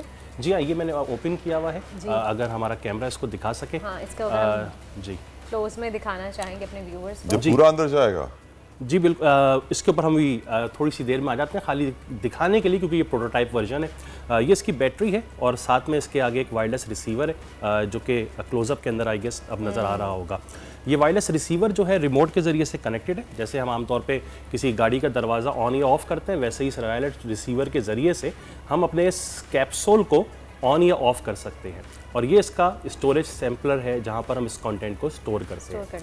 और आइडिया इसका ये है इस कैप्सूल का कि जब ये हमारी बॉडी के अंदर जाता है तो इस जिस लोकेशन के ऊपर हमें सैम्पलिंग परफॉर्म करनी होती है वहाँ पर पहुँचता है तो हम इसको ऑन करते हैं, जिसके थ्रू ये एक्टिवेट हो जाता है और यहाँ से सैम्पलिंग मैकेनिज्म ओपन होकर सैंपल को कलेक्ट कर लेता है। और जब हम ऑफ़ का बटन दबाते हैं तो ये ऑफ़ हो जाता है, जिसकी वजह से सैंपल इसके स्टोरेज चैम्बर में स्टोर रहता है और कंटेमिनेशन इससे अवॉइड हो जाती है। तो इसके कोई साइड इफेक्ट्स, अगर हमारे इंटेस्टाइन में जाके इंटेस्टाइन को डैमेज करेगा या इस तरह के कोई साइड इफेक्ट्स हैं? जी, हमारे पास जो एंडोस्कोपी कैप्सूल है वो millions of time human body के अंदर टेस्ट हो चुका है। सो हमारा टारगेट भी ये है कि जो जैसे सवाल अभी आ रहा था कि ये जो साइज़ है इस कैप्सूल का, अब मैं इसको असेंबल भी कर देता हूँ ताकि ये देखने में ज़्यादा बड़ा ना लगे। इसको हम रिड्यूस करने जा रहे हैं और रिड्यूस होने के बाद इसका साइज़ जो है वो इसके बराबर हो जाएगा जो कि हमारे मार्केट के अंदर अवेलेबल एंडोस्कोपी कैप्सूल्स के साइज़ के बराबर है। क्योंकि उस साइज़ के कैप्सूल का इम्पैक्ट ह्यूमन गट के ऊपर नहीं है तो हम भी ये अज्यूम कर रहे हैं कि इस कैप्सूल इसका टेस्टिंग फेज कब कंप्लीट हो रहा है? जी, इसकी टेस्टिंग के 2 फेज़ में अगर उसको हम डिवाइड कर दें, एक तो है हमारे पास इन वीवो टेस्टिंग जो कि लाइव ऑब्जेक्ट्स के अंदर की जाती है। अभी तक वो फेज़ में हम नहीं जा सके जिसके लिए हमें सर्टेन अप्रूवल्स रिक्वायर्ड होते हैं। उसके अलावा जो टेस्टिंग है यानी कि लेबॉर्ट्री की हद तक, यानी कि जितने भी कैप्सूल्स बनाए जाते हैं, यहाँ पे ड्रग्स बनाई जाती हैं, उनको जिस अंदाज में टेस्ट किया जाता है ह्यूमन बॉडी के अंदर, उसी अंदाज में हम भी इसकी टेस्टिंग कर चुके हैं और ये सारे वो प्रोसीजर्स कंप्लीट कर चुका है। सो हमारे हिसाब से ये कॉपी रेडी है to be tested in live objects, लेकिन उसके लिए सर्टेन अप्रूवल्स हैं जो कि हमें रिक्वायर्ड हैं और that would take some time, लेकिन वी आर ऑप्टिमिस्टिक कि वो जल्द हो जाएगा। कब तक मार्केट में अवेलेबल होगी? इसके लिए अगेन रेगुलेटरी बॉडीज़ का इम्पैक्ट हमारे पास जो है वो आ जाता है। FDA का अप्रूवल हमें लाजमी चाहिए, जिसमें आमतौर पे 2 से 3 साल लग जाते हैं। तो इस तरह की जो मेडिकल रोबोटिक्स की फील्ड है क्योंकि ये ह्यूमन बॉडी के अंदर जा रही है, तो इसलिए FDA का अप्रूवल इसमें लाजमी होता है और जब तक हमें वो नहीं मिल जाता हम इसको मार्केट में लॉन्च नहीं कर सकते। वैसे ये रोबोटिक पिल जी बनाने के पीछे मकसद क्या था? इंस्पिरेशन कहाँ से आई? क्या सोच के आपने ये चीज़? जी असल में हमारे पास ये जो माइक्रो ऑर्गेनिजम्स हमारे गट के अंदर रहते हैं, इसके बहुत ज़्यादा हेल्थ इम्प्लीकेशंस हैं। ना सिर्फ ये कि इसको डायग्नोसिस के लिए यूज़ किया जा सकता है, जैसे कि पहले बात आ चुकी है कैंसर, डायबिटीज़ या दीगर अमराज, इसके अलावा और भी इसकी एप्लीकेशंस हैं, जैसे न्यूट्रिशन एनालिसिस, यानी कि जब हम कोई भी चीज़ फूड खाते हैं तो वो कितनी हमारी बॉडी के अंदर एब्जॉर्ब हो रही है और कितनी हमारी बॉडी से वेस्ट हो रही है, हमारी बॉडी की अपनी रिक्वायरमेंट्स क्या है। सो ये वाली चीज़ भी आइडेंटिफाई हो सकती है अगर हम प्रॉपर सैम्पलिंग कर सकें। लेकिन लिमिटेशन ये है कि आज तक की जो हमारी मेडिकल साइंस की फील्ड है, खासतौर पे मेडिकल रोबोटिक्स की फील्ड, उसमें ऐसा टूल हमारे पास कोई मौजूद नहीं है जो लाइव ऑब्जेक्ट के अंदर जाए और स्मॉल इंटेस्टाइन से किसी सैंपल को कलेक्ट कर सके। ऑडियंस के लिए शायद ये बात थोड़ी सी यूनिक भी होगी। ये जो हमारी स्मॉल इंटेस्टाइन है ये तकरीबन 6 to 7 मीटर्स लॉन्ग है। सो ये ह्यूज है। कोई भी ऐसा ऑब्जेक्ट जो वायर से कनेक्टेड है उसको माउथ के थ्रू या एनएस के थ्रू अगर हम इंसर्ट करने की कोशिश करें तो ये मुमकिन नहीं है कि वो हमारे स्मॉल इंटेस्टाइन तक पहुंच सके। सो इसलिए ऐसे ही डिवाइस की ज़रूरत है जो छोटी हो, जो पूरे पैसे दुनिया में किसी और ने बनाई है ये। इस तरह के बहुत सारे कैप्सूल्स पे काम हुआ है। मिसाल के तौर पे कैप्सूल एंडोस्कोप की मिसाल आ गई, वो मार्केट में अवेलेबल है। इसी तरीके से ड्रग रिलीज़ के कैप्सूल भी अवेलेबल हैं, यानी कि कैंसर के ट्रीटमेंट के लिए स्पेसिफिक साइट के ऊपर ड्रग को रिलीज़ करना, इसके ऊपर काम हुआ है। उनमें से कुछ कैप्सूल्स मार्केट में अवेलेबल हुए, लेकिन वक्त के साथ साथ वो ख़त्म हुए, फिर कुछ नए लॉन्च हुए। बहरहाल लेकिन सैम्पलिंग कैप्सूल, यानी कि जो कि सैंपल कलेक्ट करके वापस ले आए, ऐसा कोई कैप्सूल अब तक मार्केट में अवेलेबल नहीं है।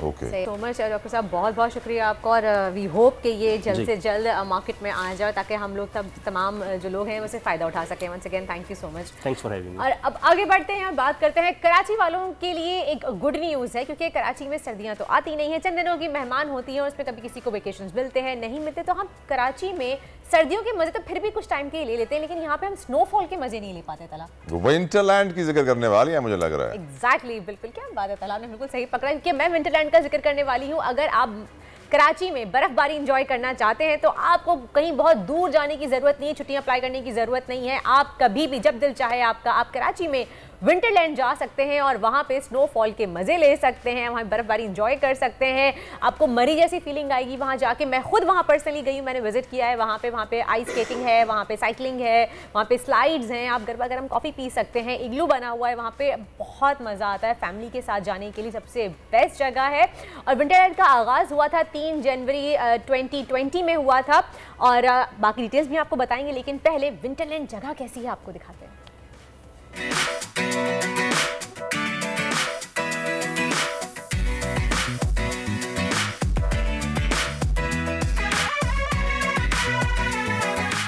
अस्सलामुअलैकुम, वालेकुम अस्सलाम, हेलो एवरीवन, अस्सलाम वालेकुम। मेरे पीछे जो ये एक बड़ा सा सेंटा क्लॉज बना हुआ है, ये देख के तो आपको समझ में आ गया होगा कि मैं आज कहाँ हूँ। आज मैं हूँ ऐसी जगह पे जो हम कराची वाले स्पेशली ढूंढ रहे होते हैं कि हमें इतनी गर्मी लगती है यहाँ, गिनती के लिए मुश्किल से बमुश्किल 3-4 दिन सर्दी आती है, लेकिन वो भी होती है कितना 16 डिग्री, बहुत हुआ 15 डिग्री चली जाती है, वरना उससे ज़्यादा कम तो मैंने कभी नहीं देखा टेम्परेचर जाते हुए। लेकिन अगर आप एंजॉय करना चाहते हैं कराची में रहते हुए -10 डिग्री टेम्परेचर और लाइव स्नोफॉल, तो ये जगह आपके लिए। कि इस वक्त मैं मौजूद हूँ विंटरलैंड में। It's a really amazing place. आइए अंदर चलते हैं और देखते हैं कि क्या क्या राइड्स हैं यहाँ पे हमारे पास।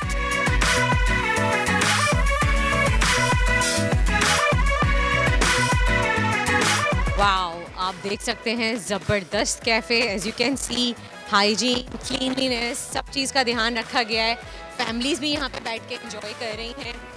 And there is a menu complete, beef burger, chicken, pasta, zinger, fast food, price. Okay, कितनी ह्यूज रेंज है चॉइस की। 3 साल हो गए माशाल्लाह विंटरलैंड को खुले हुए, और आप ये चीज़ देखिए कि अभी तक स्टिल स्टैंडर्ड को जो मेंटेन करके रखा हुआ है, यही इनकी जीत है और यही वो चीज़ है जो हमें यहाँ पे खींच लाती है। तो चलें, मैं आउट करूँ खुद से। I am getting impatient now कि मैं अंदर जाने वाली हूँ। ऑलराइट, ये इसकी स्पेशल अलग जैकेट्स होती हैं भाई। Although I am wearing sweat shirt कि सर्दी ज़्यादा लगेगी।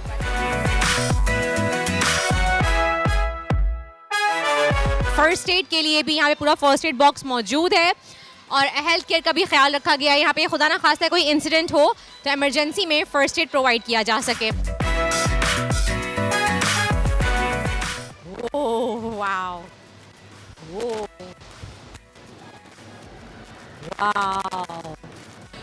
मेरे मुंह से धुएं निकल रहे हैं। अरे वाह, कितना मजा आ रहा है। ये देखें, और ये एक टनल में जा रहे हैं अब हम लोग, और यहाँ भी बैठने की जगह है।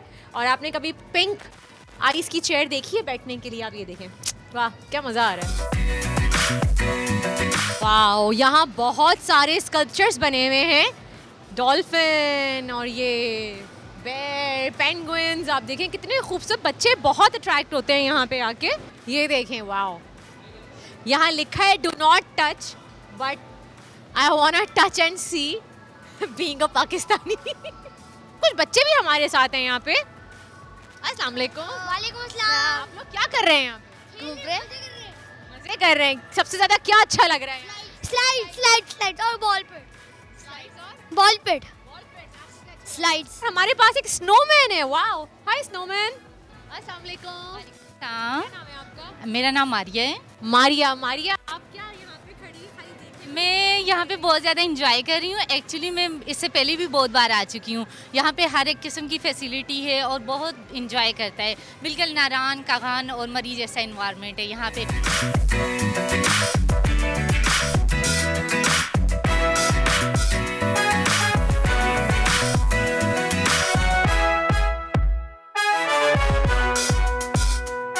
I love this place. I really do. यहाँ जो एक बार आएगा लाजमी बार बार आएगा। This is the best place to come along with your family, with your children, for everyone.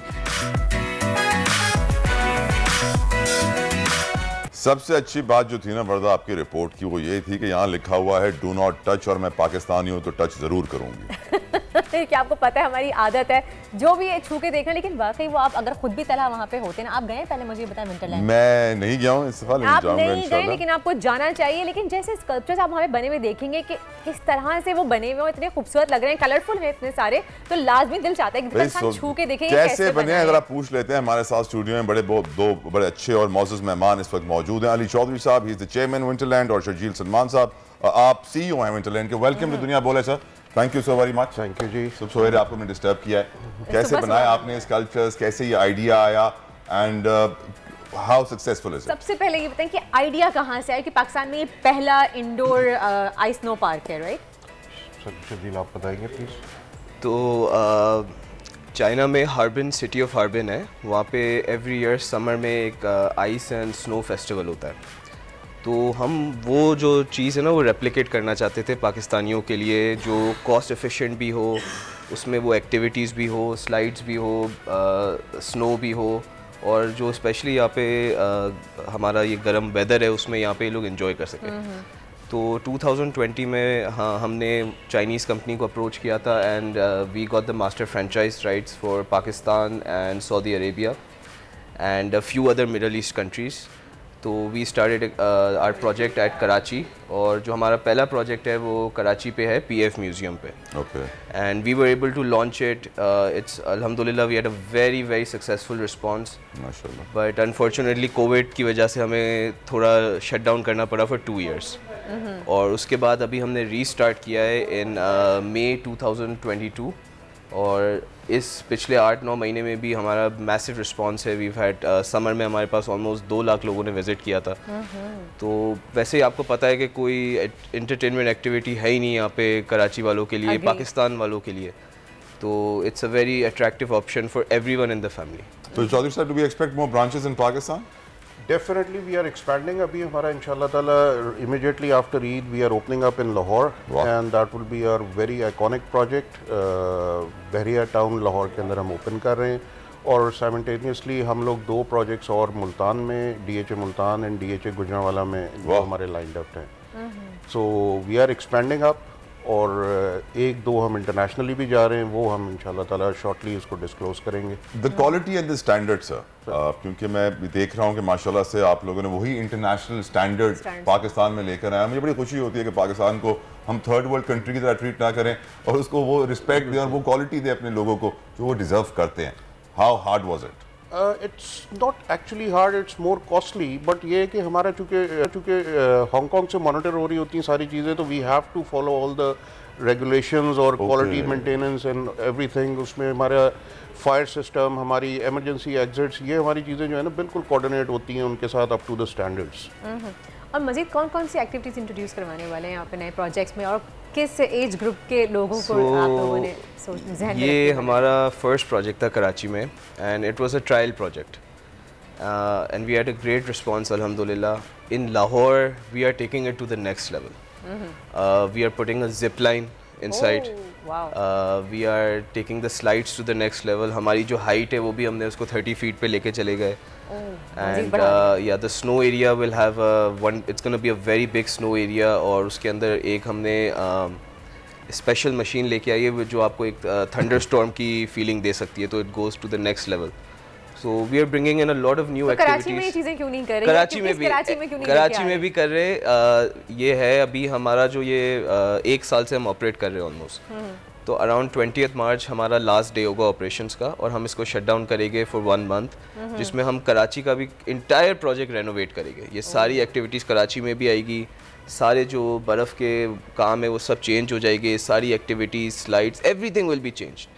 और एवरी ईयर हमारा प्लान है कि रमज़ान में we will renovate and we will update it.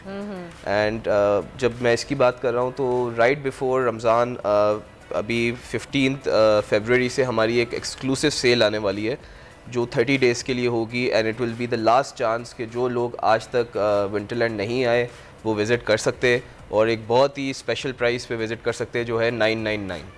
तो अंडर 1000 रुपीज़ में एनीवन 1000 रुपीज़ में आप जा सकते हैं, बिल्कुल जा सकते हैं. तो we will be shutting down in 1 month.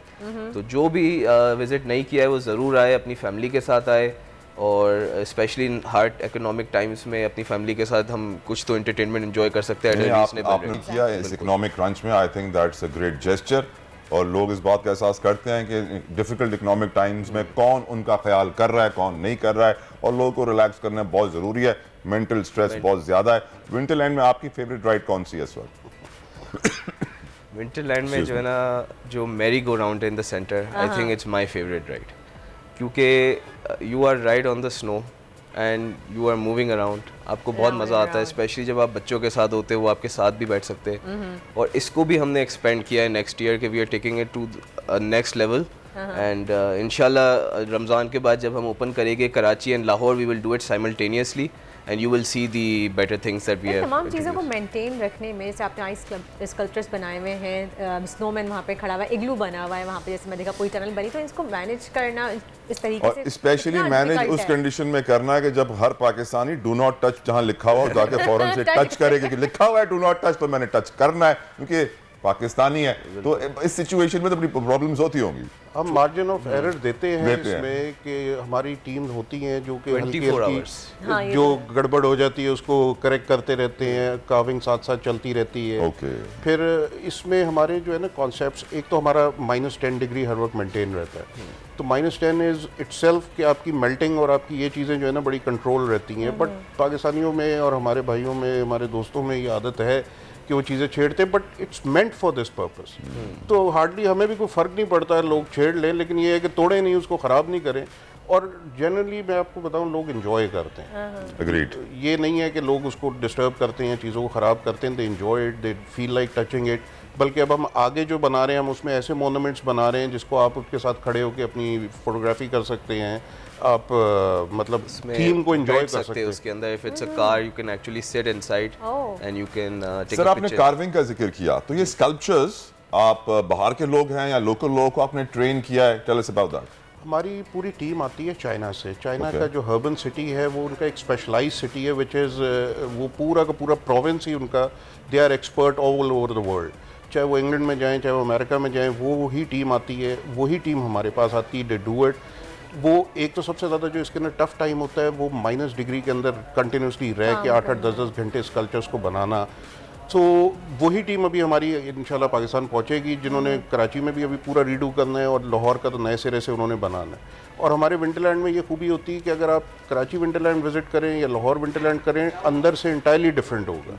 जो चीज़ आपने कराची में देखी है वो लाहौर में नहीं होगी जी, जो बल्कि जिस शहर में भी हम बनाएंगे बिल्कुल डिफरेंट थीम्स होंगी। तो ये नहीं हो सकता कि आपने एक अगर विजिट कर लिया तो आपको उधर उसका कोई रेप्लिका मिल रहा है। तो यानी कि अगर हम लाहौर जाएं तो लाहौर में भी विजिट करना पड़ेगा, वहाँ हमें और ज़्यादा मज़ा आएगा और नई चीज़ें देखने को बिल्कुल ऐसे ही है, बिल्कुल ऐसे ही है। जैसे कि इन्होंने बताया कि इन्होंने स्पेशल ऑफर स्टार्ट की है, अपनी टिकट प्राइस है सिर्फ 999 रुपीज़ ओनली। तो अगर अभी तक स्पेशली तलहा आप अब तक नहीं गए हैं तो आपको ज़रूर अपनी फैमिली को लेके जाना चाहिए वहाँ पे। और मैं इसकी श्योरिटी देती हूँ कि आप लोग बहुत एंजॉय करेंगे, आपका बाहर आने का दिल नहीं चाहेगा। अच्छा, वहाँ पे खाने पीने के बहुत से ऑप्शन है, अंदर भी विंटरलैंड के कॉफ़ीज़ भी हैं, आपके पैनकेक्स, कपकेक्स और ब्राउनीज, चाय, हर चीज़ आप एंजॉय कर सकते हैं। Any last comment sir? Last comment तो यही है कि आप लोगों ने नहीं विज़िट किया तो ज़रूर विज़िट करें। अभी आप जैसे खबर चल रही थी एक कि जी मरी में स्नोफॉल हो गई है, अब यहाँ से बंदा प्लान करता है कि यार मैं मरी में स्नोफॉल इंजॉय करने जाऊँ, इट्स अ डिज़ायर। बट यहाँ से आधे घंटे की ड्राइव पे आप विंटरलैंड आए and you can enjoy the same feelings over there and आप you just see the smile on your children face कि वो कितना अंदर से एंजॉय करते हैं। सही, थैंक यू सो मच, बहुत बहुत शुक्रिया। शर्जील आपका भी, चॉइस साहब आपका भी thank you so much. And ये वाकई ऐसी प्लेस है जहाँ पे आप लोगों को लाजमी जाना चाहिए। खैर आगे बढ़ते हैं और बात करते हैं अब एक ऐसी खातून से जिन्होंने नामुमकिन को मुमकिन कर दिखाया है और अपनी बेहतरीन काबिलियत के बलबूते पर DC की सीट हासिल कर ली है। पंजाब के शहर चकवाल की पहली खातून DC हैं। यकीन जानिए कि पाकिस्तान के लिए काबिल फ़ख्र बात है और अब इनसे मुलाकात भी करवाते हैं। इनका नाम है कुरतुलैन, हमारे साथ मौजूद हैं। अस्सलाम वालेकुम कुरतुलैन। जी वालेकुम अस्सलाम, thank you very much. Congratulations Qurratulain, आपने नामुमकिन को मुमकिन कर दिखाया और ये बहुत प्राउड मोमेंट है हम सब खवातीन के लिए कि आप इस सीट पे हैं। तो कितनी चैलेंजेस का सामना करना पड़ा आपको यहाँ तक पहुँचने के लिए? मैंने एक्चुअली ये तो हमारा तो सफ़र वहाँ से शुरू होता है जहाँ से हम CSS का इम्तहान, मुकाबले का इम्तहान पूरे पाकिस्तान से पास करते हैं। तो वहाँ से शुरू होने के बाद मेरी पहली तैनाती तो as assistant commissioner Rawalpindi city हुई थी। उसके बाद I also served as assistant commissioner Gujar Khan, then I also served as deputy commissioner in Punjab revenue authority. और बस इस तरीके से सफ़र चलता चलता अब तक यहाँ तक पहुँचा है कि I have recently been appointed as the deputy commissioner in Chakwal. पर ये बताइए, जो हमारी अभी खबर भी चल रही है, टिकर में भी चल रहा है कि चकवाल की पहली खातून DC, क्या चकवाल में खवातीन को मौका नहीं मिलता? देखिए, चकवाल 1985 में 1985 में ये ज़िला बना था और उस वक्त से लेकर अब तक बहुत से डिप्टी कमिश्नर्स यहाँ पर तैनात रहे, लेकिन किसी भी खातून का यहाँ पर पोस्ट होना ये वाकई तारीख में एक पहली दफ़ा हुआ है। और यहाँ के लोगों ने इस चीज़ को बहुत बड़े दिल के साथ और बहुत मोहब्बत और प्यार के साथ एक्सेप्ट किया है। बाकी ख़वातीन तकरीबन तमाम ही ओहदों पर अपने फ़राइज़ अंजाम दे रही हैं और पंजाब के दूसरे बहुत से ज़िलों में, जिनमें इवन लाहौर जैसा बड़ा ज़िला भी शामिल है, उसमें भी ख़वातीन डिप्टी कमिश्नर्स तैनात रही हैं, लेकिन चकवाल की तारीख में ये पहला मौका है। आपको ये कैसे मालूम पड़ा कि चकवाल के लोग बड़े एक्साइटेड हैं, बड़े खुश हैं आपको इस पोजीशन पे देख के? कोई रिस्पॉन्स आपको मिला होगा, कुछ रिमार्क्स मिले होंगे, कुछ एक्सप्रेशंस मिले होंगे? चकवाल के लोगों ने मुझे बहुत खुले दिल के साथ एक्सेप्ट किया है। उनकी मोहब्बत देखने के काबिल है, उनकी खुशी, क्योंकि वो ये एक्सपेक्ट कर रहे हैं कि एक खातून जिसने ये ग्लास सीलिंग जो है इसको तोड़ा है, कि वो पहली दफ़ा चकवाल जैसे रिमोट ज़िले के अंदर डिप्टी कमिश्नर तैनात हुई हैं, तो वो हमारे ज़िले में भी हमारे मसाइल को तरजीही बुनियादों पे हल करेंगी। और ऐसी तमाम चीज़ें जो कि इससे पहले यहाँ पर तैनात रहने वाले डिप्टी कमिश्नर्स उनकी तवक्कुआत के मुताबिक बाज़ वजूहात की वजह से ना कर पाए, उनको वो एक उम्मीद की किरण नज़र आ रही है जो कैसे है। और वो इसको बहुत ओवरवेलमिंगली मुबारकबाद देने के लिए मेरे दफ्तर में हर वक्त लोग आते रहते हैं, तांता बंधा रहता है लोगों का। तो आपको कामयाब करे। I hope they don't under estimate you, आपको कम ना समझे। आप इंशाल्लाह जो दूसरे मर्द डीसीज यहाँ पे रहे हैं उनसे ज़्यादा अच्छा परफॉर्म करेंगी, ज़्यादा सर्व करेंगी लोगों को, उनकी प्रॉब्लम सॉल्व करेंगी। क्योंकि यकीनन प्रॉब्लम सॉल्व करना भी एक बहुत बड़ा चैलेंज होता है सिस्टम की वजह से। नए ऑफिसर्स आप जैसे जो नई जनरेशन आ रही है ब्यूरोक्रेसी में, मैं दुआ करता हूँ कि हमारी ब्यूरोक्रेसी की परफॉर्मेंस इम्प्रूव हो कुरतलैन। आमीन and thank you so much once again हमारे शो में हमें अपना कीमती वक्त देने के लिए।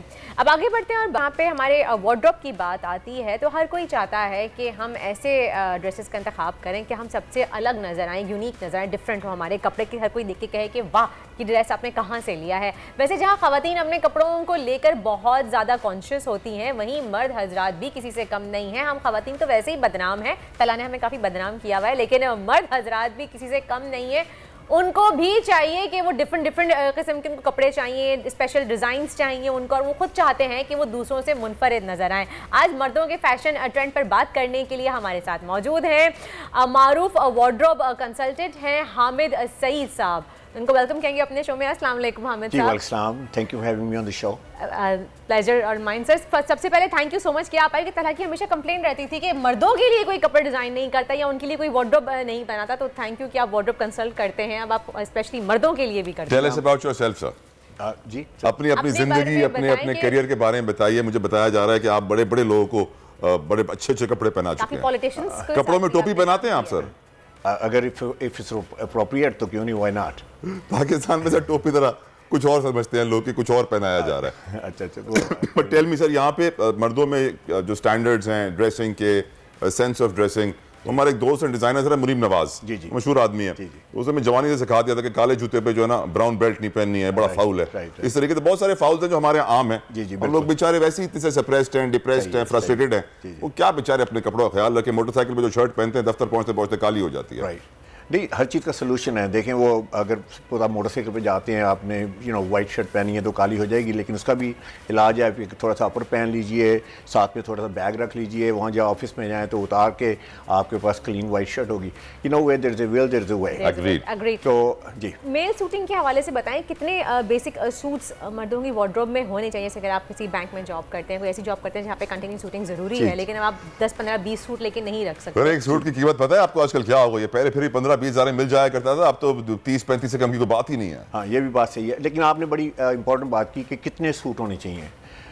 सबसे बड़ी बात तो ये है कि अगर मैं पूछूं मर्दों से, जब I speak on this topic from KP to all the way to Karachi, कि आपकी क्लोजेट में कितने कपड़े हैं और कितने कपड़े आप पहनते हैं, तो एक्चुअली होता ये है कि 25-30% कपड़े आप पहनते हैं, बाकी 60-70% कपड़े आप पहनते नहीं हैं। उसकी रीज़न यह है कि आपने बाइंग में मिस्टेक्स किए हैं, किसी का कलर ठीक नहीं है, किसी का स्टाइल ठीक नहीं है, दिल भर गया व्हाटएवर। तो कहने का मतलब यह है कि जो आपके पास, जो भी आपने कीमत की बात की, तो आपके पास बजट तो था, आपने बजट को ब्लो अप कर दिया। अच्छा, आपके क्वेश्चन का जवाब ये है कि मेरे पॉइंट ऑफ व्यू से सिर्फ 4 सूट्स हैं जो आपको चाहिए। अगर आप फॉर्मल बंदे हैं या बैंक में काम करते हैं, या अगर आपको you need to wear 2-piece suit. Black, brown, grey और ब्राउन नहीं, ब्राउन है ही नहीं आपकी लिस्ट में। ब्लैक, ग्रे, ब्लू, चारकोल में चारकोल ग्रे है, मीडियम ग्रे है, और उसके बाद है डार्क नेवी। अगर आप कहें तो थोड़ा सा मैं इसका तारुफ करा दूं कि 4 कलर ज़रूरी क्यों हैं। ब्लैक मीन्स पावर, जो डार्क नेवी है that shows approachability and power, और जो बाकी 2 ग्रे कलर हैं वो प्रोफेशनल हैं। इसके अलावा ब्राउन इसलिए नहीं कि ब्राउन हमारी स्किन टोन पे अच्छा नहीं लगता। हमारी eye colour, hair colour, skin tone, brown is basically for white people, I think that looks very nice on them. अगर आपको ब्राउन पहनने का शौक है तो फिर I would say chocolate brown is the best colour. Otherwise ये 4 colours हैं ma'am. If you have those 4 suits, I don't think you need to have 20 suits, 15 suits. And how many shirts? Okay, shirts pairing कर सकें उसकी? जी, I would say 20 shirts. 20 अगर आप 20 shirts हैं जिसमें आपके सॉलिड कलर्स हैं, वाइट होगी, ब्लूज की शेड दोगे, ग्रेस की शेड दोगे। इसके अलावा आपके पास कुछ चेक शर्ट होनी चाहिए कैजुअल करने के लिए। चेक में आई वुड सजेस्ट कि गिंगम चेक्स जो है ना वो बड़े अच्छे हैं, छोटे चेक्स। बड़े चेक्स पहनेंगे तो आप मोर कैजुअल लगेंगे, और आप अगर इंपॉर्टेंट बंदे हैं, सीरियस बंदे हैं, तो आपको कैजुअल लगने की ज़रूरत नहीं है, आप सीरियस रहें। और इसके अलावा स्ट्राइप्स हैं, बारीक स्ट्राइप्स जो हैं वो ज़्यादा फॉर्मल समझी जाती हैं, और जितनी चौड़ी स्ट्राइप्स हो जाएँ दे लुक मोर कैजुअल। तो that's the way it is. Pakistan आप कब छोड़ के गए थे और कौन से मुल्क में आप इस वक्त रहते हैं? अभी तो मैं पाकिस्तान में हूँ, पाकिस्तान में रह रहा हूँ। I spending more time here. I spend a lot of time in New York, about 20-25 years। तो वहीं से सारी मेरी एजुकेशन भी हुई। पाकिस्तान से मैंने बाय द वे मैं इंजीनियर यूआईटी का पढ़ा हुआ इंजीनियर हूँ। माशाल्लाह। ट्रांसफॉर्मेशन हुई बड़ी। इंजीनियरिंग से कंसल्टेशन तक का सफर, वो भी वार्डरोब की, ये कैसे हुआ? ये बहुत इंटरेस्टिंग सफर है। Actually I was looking for my passion कि मेरा पैशन कहाँ है, where I want to spend the rest of my time. Obviously आप एंकर हैं तो आपका पैशन था और एंकर बन गई। You know it's a long journey. And finally, when I went to FIT Fashion Institute of Technology, which is the 5th largest university in the world, तमाम major designer वहाँ से पढ़े हुए हैं, तो I happen to be one of them from there. तो मेरे पास lethal combination है, engineering की logic, MBA मैंने किया हुआ है उसमें how business world operates, और उसके बाद nitty gritty of image fashion from FIT Fashion Institute of Technology. आपसे कोई राब्ता करना चाहे, someone wants to take your consultancy, how can they do it? Well, they can search me up on, you know, I'm all over the lot, I guess. Hamid Saeed के नाम से आप मुझे search out कर सकते हैं. I'm also available in Karachi, Lahore, Islamabad, and you can come to me. मैं आपकी individual consultation, उसमें basically 5 pillars हैं. वो उसके ऊपर बात करता हूँ कि पहला है P-pigmentation, 5 P से एक फार्मूला जो मैंने डेवलप किया है. मेरा ख्याल है कि अगर ये फार्मूला आप अपने ऊपर अप्लाई करें, अंडरस्टैंड करें, कॉम्प्रीहेंड करें एंड मोर ओवर इम्प्लीमेंट करें, you will never make any dressing mistake. तो एक तो है कि आपकी skin tone, hair colour, pigmentation के मुताबिक आपकी जो है आपको कपड़े पहनने चाहिए, उसके कंपैटिबल होने चाहिए. दूसरी बात यह है कि फिजिक इज़ इंपॉर्टेंट. फैशन से ज़्यादा फिजिक इंपॉर्टेंट है कि आपकी फिजिक डिटरमिन करती है आपने कौन सा स्टाइल पहनना है. आप शॉर्ट एंड टॉल है, हैवी हैं, आपने इसका ख्याल रखना है. और तीसरी बात यह है कि आपने अपनी पर्सनैलिटी के मुताबिक कपड़े पहनने हैं. अब जो आपकी पर्सनैलिटी सूट करते हैं. टॉल हैं जी, तो कैसे कपड़े पहनने चाहिए? तो टॉल हैं तो देखिए, टॉल के साथ हैवी है या स्किनी है, that's very important. Like I used to be very tall when I was young, 6'3", and ऐसे जैसे इलेक्ट्रिक पोल नहीं होता ऐसे लगता था. तो अब उसमें अगर आप स्लिम फिट पहनेंगे तो आप और स्किनी लगेंगे. So I think you need to wear a little bit more substantial clothing. आपका शोल्डर जो है थोड़ा सा उसको एक्सेंचुएट होना चाहिए. वेस्ट जो है तो ऑब्वियसली आपकी वेस्ट तो नैरो है. अगर आप शॉर्ट हैं तो फिर आपके लिए जो है impeccable fitting must be impeccable. Coat की लेंथ थोड़ी सी बड़ी होगी तो ऐसे लगेगा डैड के कपड़े पहने हुए हैं. अगर आपने थोड़ी सी शॉर्ट पहन ली तो लुक है अपने छोटे भाई के कपड़े पहने हुए. तो बॉडी टाइप जो है वो बड़ी इंपॉर्टेंट है. और चौथी बात इंतहाई इंपॉर्टेंट है कि आपकी पोजीशन क्या है, आप जो जहाँ भी करते हैं आपकी डेजिग्नेशन है, ओहदे के मुताबिक कपड़े पहने. शादियाँ कितनी की हैं सर आपने? एक्सक्यूज मी, शादियाँ कितनी की हैं आपने? शादियाँ देखें, शादी तो इंसान को करनी चाहिए. एक शादी काफ़ी है मेरा ख्याल है. काफ़ी है? नहीं, मैंने कहा शायद न्यूयॉर्क शो आप इतना वक्त गुजारा है तो 3-4 तो वहाँ की होंगी. नहीं, I think one is enough. If you can handle one, I think that's great. और आजकल की महंगाई के दौर में एक ही चलेगी तो वो भी काफी है. नहीं, इतने फैशनेबल हो गए तो मैंने अट्रैक्ट किया होगा बहुत सारे लोगों को.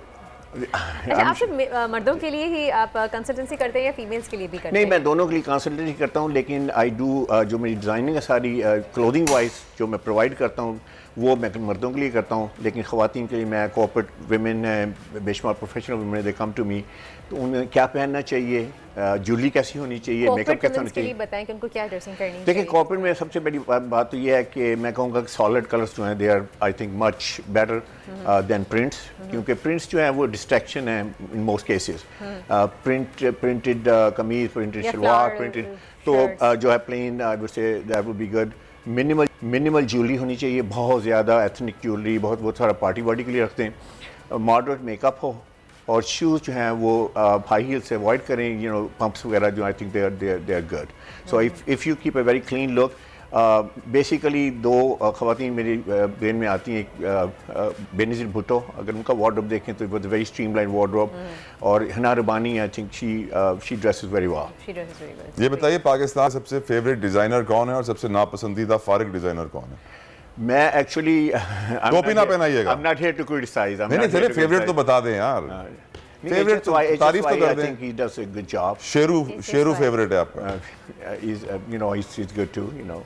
ओके, अच्छा, तलहा के लिए अगर आपको कुछ कंसल्टेंसी करनी तो क्या करेंगे? मैं सर फकीर आदमी हूँ. हमेशा आपकी कंप्लीट आप बर्दा की कंसल्टेंसी कीजिए प्लीज. मुझे खूबसूरत लगने का शौक ही नहीं है. मैं कहता हूँ बदसूरत लगूं. आप वैसे ही खूबसूरत हैं. नहीं, अंडरएस्टिमेट कर रहे हैं. नहीं, he's got enormous personality. I would say कि इन्हें बहुत ज़्यादा जो है वो जिन्हें कहते हैं कि बहुत ज़्यादा पर्सनैलिटी की ज़रूरत नहीं, because he has a lot going for himself. I would say कि ये तो दोनों चीज़ों में बड़े अच्छे लगे. फॉर्मल भी बड़े अच्छे लग सकते हैं और ऑब्वियसली कैजुअल. लेकिन आपसे अच्छा मैं नहीं लग सकता. बहुत बहुत शुक्रिया सर, वक्त की कमी है. Thank you so very much for coming on our show. और यकीनन जो लोग इस वक्त हमारा प्रोग्राम देख रहे हैं ऑनलाइन एंड ऑन टेलीविजन, वो कंसल्टेंसी के लिए सर से रब्ता कर सकते हैं। यकीनन दुनिया भर का एक्सपीरियंस, एक्सपोजर, आपको बहुत सारी एक्सपर्टीज और तालीम भी ऑफ कोर्स, यकीनन इनसे अच्छी कॉम्बिनेशन मैंने नहीं देखी अभी तक। और इसी के साथ ही शो का वक्त होता है खत्म। उम्मीद करते हैं आपको हमारा शो आज का पसंद आया होगा। अब मुलाकात होगी आपसे मंडे को। टिल देन अपना बहुत ख्याल रखिएगा एंड हैप्पी वीकेंड। आजकल सबकी ही सुबह आउट ऑफ कंट्रोल है, दुनिया बोल है, पूरी दुनिया बोल है। बोल उड़ाएगा सबका होश, भूल जाएंगे सब अपना जोश। बहुत जल्द आ रहा है PSL स्पेशल ट्रांसमिशन, सिर्फ बोल न्यूज पर। सब्सक्राइब करें और बेल दबाएं ताकि कोई खबर रह न जाए।